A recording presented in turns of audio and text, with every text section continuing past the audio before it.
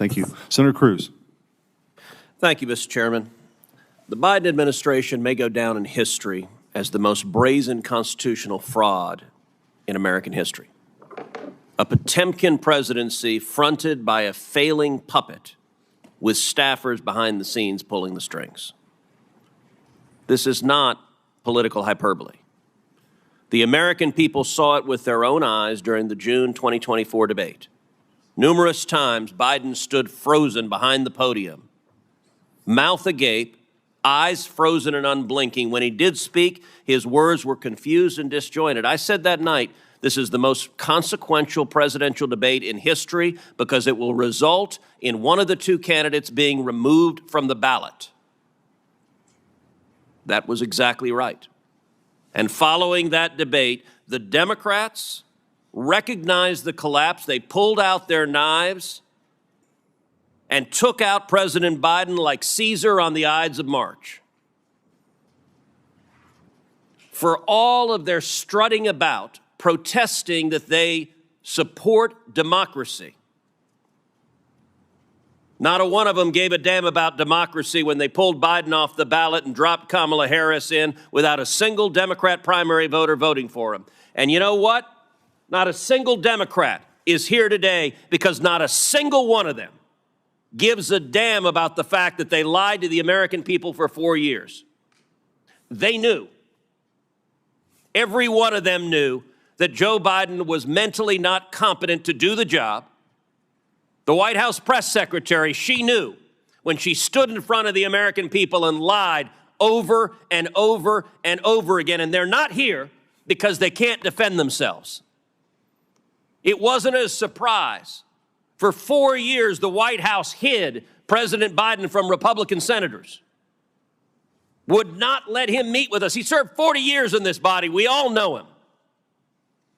And they deliberately lied. And by the way, Jake Tapper had a bombshell book exposing the incredible scandal that Biden's mental decline was covered up by Jake Tapper.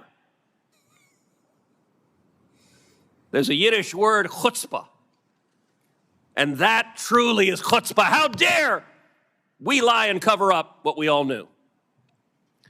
Now, I have been asked literally 1,000 times by Texans, who was running the country?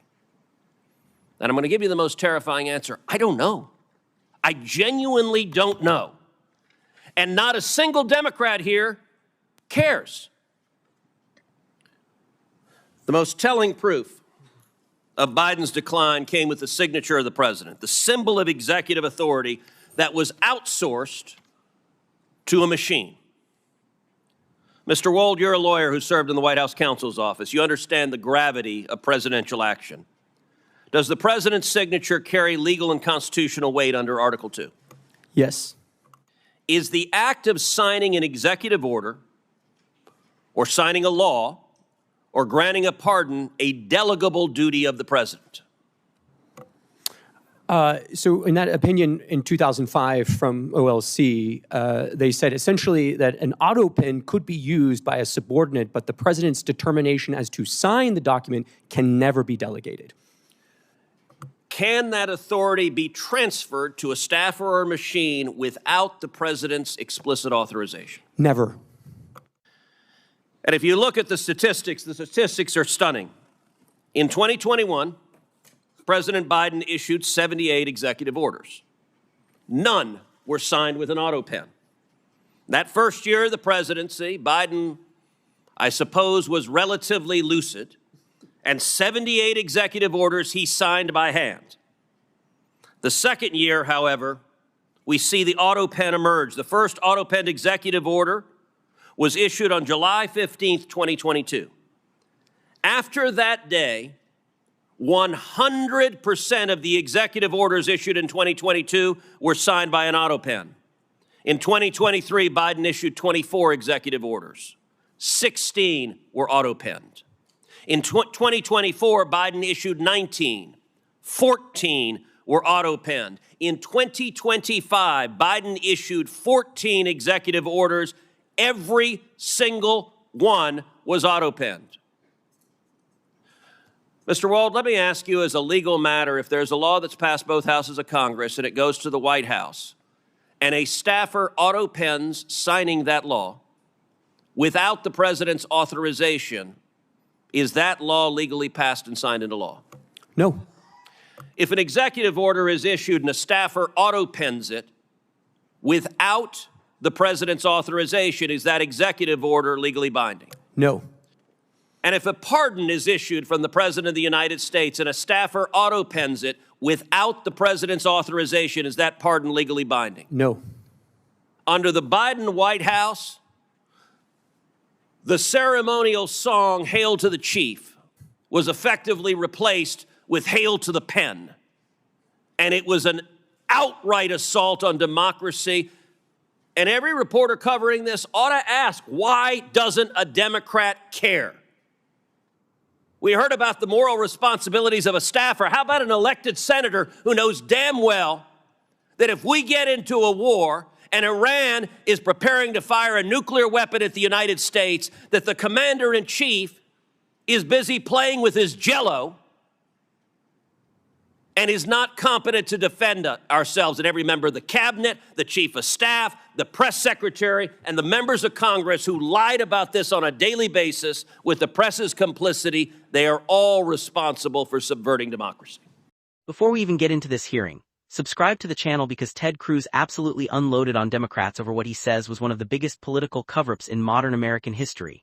And the reason this issue keeps getting bigger is because it's not just about Joe Biden anymore. It's about trust, credibility, and whether the American people were intentionally misled for years about who was actually running the country. Cruz opened by calling the Biden presidency a constitutional fraud, and he wasn't trying to be subtle about it. He argued that Americans watched the truth unravel in real time during the June 2024 debate when Biden appeared confused, frozen, and unable to communicate clearly for long stretches on stage. Conservatives had been raising concerns about Biden's condition for years, but that debate changed everything, because suddenly millions of Americans who normally ignore politics were watching it happen live with their own eyes. And what made the fallout so politically devastating for Democrats was how aggressively they had denied the problem beforehand. For years, if you questioned Biden's health, the media and Democrat officials dismissed it as misinformation, edited clips, or cheap fakes. Reporters defended him constantly. White House officials insisted he was sharp behind closed doors. Democrats attacked critics as dishonest or cruel. Then the debate happened, and overnight many of those same people suddenly admitted Biden had serious problems. That's why Cruz framed the debate as the moment the cover-up collapsed. He said it became obvious that Democrat leaders knew Biden couldn't survive another national campaign once the public saw him unscripted for that long. And according to Cruz, the party reacted by turning on Biden immediately. His comparison to Julius Caesar being stabbed by his allies was dramatic, but politically it captured exactly how many conservatives viewed what happened. Democrats defended Biden until defending him became politically impossible. Cruz also hit Democrats on what he sees as hypocrisy about democracy itself.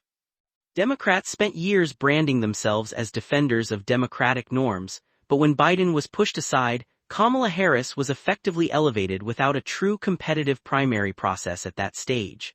Republicans have repeatedly argued that Democrat voters never really got a meaningful choice once party elites decided Biden was done. But the most powerful part of Cruz's argument came when he asked the question that millions of Americans have wondered privately for years. If Biden was struggling this badly, then who exactly was making decisions inside the White House? And that question hits differently because the presidency isn't just a symbolic office. The president oversees military operations, intelligence briefings, foreign policy, executive orders, economic decisions, and national emergencies. Americans are supposed to believe the elected president is making those calls, not anonymous staffers operating behind the curtain. That's where the autopen issue became central to Cruz's argument. He laid out statistics showing Biden signed all executive orders by hand early in his presidency, but later years saw increasing reliance on the autopen. Cruz was clearly trying to build the case that as Biden's condition worsened, unelected aides may have taken on greater control over presidential actions while shielding Biden himself from scrutiny. Now legally, presidents have used autopens before, and there are Justice Department opinions allowing their use under presidential authorization. But Cruz wasn't really making a technical legal argument there. He was making a political argument. He was asking whether Americans can honestly trust that Biden personally understood, approved, and directed major executive actions during periods where many people questioned his mental sharpness. And politically, this issue is dangerous for Democrats because it reinforces a broader narrative Republicans have been building for years. Conservatives believe there's a massive disconnect between what Americans see happening in real life and what political elites and media institutions tell them to believe. The Biden health issue became the perfect example because millions of Americans watched Biden struggle publicly while being told repeatedly that there was nothing wrong. That's why Cruz also targeted the media so aggressively, especially journalists who are now writing books or giving interviews about Biden's decline after spending years dismissing concerns publicly. Conservatives see that as pure damage control. In their eyes, reporters didn't suddenly discover Biden's condition after the debate. They simply couldn't hide it anymore once the public witnessed it directly. And whether people agree with Cruz completely or not, there's no denying the political damage here is enormous. Public trust in institutions was already collapsing before this controversy exploded. Faith in government, media, and political leadership has been declining for years. This situation poured gasoline on that distrust because it created the impression that powerful people in Washington were working together to protect a narrative instead of telling the truth. Cruz also hammered Democrats for largely avoiding direct confrontation on the issue during the hearing itself. He pointed to the lack of Democrat participation as proof they don't want to defend what happened publicly. Republicans are going to use that visual nonstop because empty seats during a hearing about Biden's decline feeds directly into their argument that Democrats have no real answer for the accusations. And politically, Republicans understand how powerful this issue could become long-term. They aren't just trying to criticize Biden anymore. They're trying to define the entire Biden presidency as an era where unelected insiders, party operatives, and media allies work together to hide reality from the American people. That's the larger story Cruz was building during this hearing. The reason this resonates with so many voters is because Americans can handle disagreement. They can handle bad policies. They can even handle unpopular presidents. What they struggle to forgive is the feeling that they were intentionally lied to while powerful people behind the scenes protected each other. And that's exactly why Republicans are going to keep pushing this story as hard as they possibly can heading into future elections. They believe this issue strikes at the core of public trust, government transparency, and the credibility of the entire political establishment. And honestly, after watching this hearing, one thing is very clear. The fight over Biden's legacy is no longer just about policy failures or election results. Republicans are trying to turn it into a much bigger argument about institutional deception at the highest levels of government.